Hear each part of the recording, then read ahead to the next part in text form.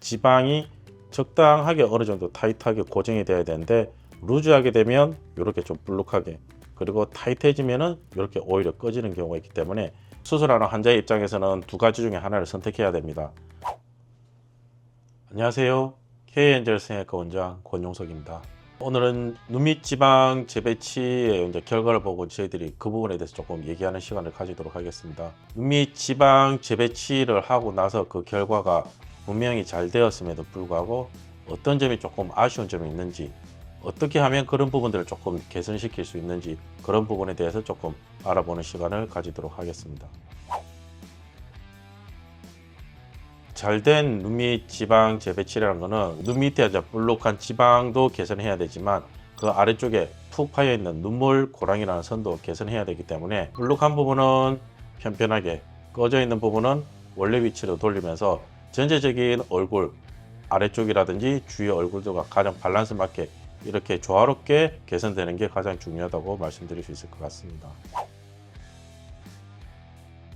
수술하고 나서 환자분들이 조금 아쉬워하는 경우는 제일 많은 경우가 아무래도 볼록한 부분이 충분히 개선되지 않았을 경우라고 말씀드릴 수 있겠습니다. 수술하고 나서 볼록함이 남은 경우는 일단 기본적으로 여러 가지가 있을 수 있겠지만 지방이 제대로 정리가 되지 않은 경우, 즉 너무 많은 지방을 조그만 박리된 부위에 이렇게 이동시키다 보니까 박리된 공간이 충분하지 못해서 밀어 넣었던 지방이 남아있는 부분도 있지만 일부 밀려온 경우, 이런 경우도 있을 거고, 충분히 박리를 하고 지방을 아래쪽으로 잘 이동시켰지만 그 고정이 약했을 경우는 그 고정이 약해진 이 지방들이 다시 원래 위치대로 올라오면서 그러한 이유들 때문에 이제 조금 볼록해지는 경우가 있을 거고, 지방을 가끔가다 케이스에 따라서 제거하는 경우도 있는데 지방을 제거하는 경우에 있어서는 지방을 완전하게 제거하지 못했던 경우는 조금 볼록함이 남아서 오히려 눈밑이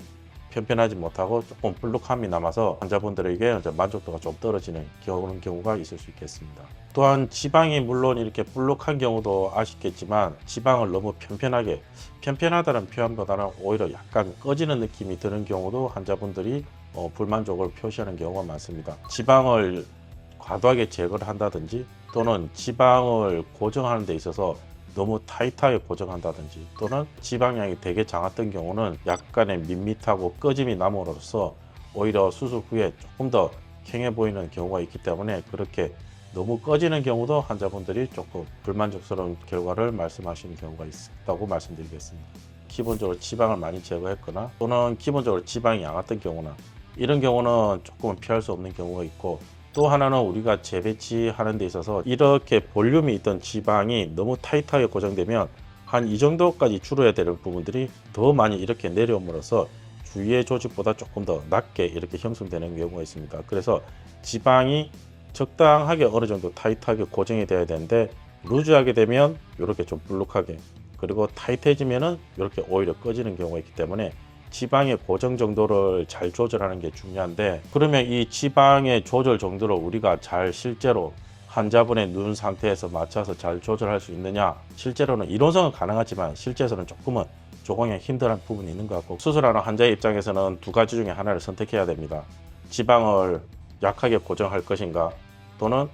꺼지는 게 있더라도 약간 타이트하게 고정해 갈 것인가, 그걸 우리가 고민해야 되는데, 저 개인적으로는 지방을 오히려 약간 꺼지는 느낌이 있더라도 타이트하게 고정해 가는 게 좀 더 좋지 않을까 생각합니다. 지방이 루즈하게 이렇게 고정된 경우는 오히려 이렇게 볼록함이 남게 되고, 이 이후로 이 부분을 처리하기 위해서는 다시 결막을 통해서 재수술, 처음과 같은 똑같은 과정을 겪어야 되는 비교적 일이 커지는 뒷수습이 있는 반면에 고정을 타이트하게 했던 경우는 오히려 약간의 꺼짐이 발생하지만 이것 같은 경우는 지방 이식이라는 간단한 시술로도 커버 가능하기 때문에 오히려 제 개인적으로는 루즈한 것보다는 차라리 정확하게 하지 못할 것 같으면 오히려 조금은 타이트하게 해주는 게 환자를 위해서도 저희가 뒷수습을 위해서도 그런 면이 조금 더 나을 거라고 생각합니다. 눈밑 지방을 재배치를 하고 나서 만족스러운 결과를 얻으려면 일단은 가장 중요한 거는 수술하기 전에 환자의 얼굴을 잘 보고 재배치할 때 고려해야 될 부분들을 정확하게 판단하는 게 제일 중요할 것 같습니다. 피부의 늘어짐이라든지 지방의 양, 그리고 고랑의 깊이, 광대의 높이 또는 옆 주변에 이런 안구의 돌출들, 이 모든 것을 다 고려해서 지방 재배치를 할 때 계획을 잘 짜서 어느 정도의 강도로 진행할 것인지, 또는 재배치만 하면 되는지, 또는 재배치와 함께 지방이식이라는 걸 더 해야 될지, 그리고 이렇게 완벽하게 한다 하더라도 환자분이 가지고 있던 기본적인 개인의 조건에 따라서 한계점은 무엇인지, 이런 부분들을 정확히 잘 파악해서 수술 전에 환자분하고 잘 상의하고 그 부분에 대해서 동의를 만든 후에 밋지방 재배치를 하는 게 가장 중요하다고 말씀드릴 수 있을 것 같습니다. 이상 K엔젤 성형외과 원장 권영석이었습니다.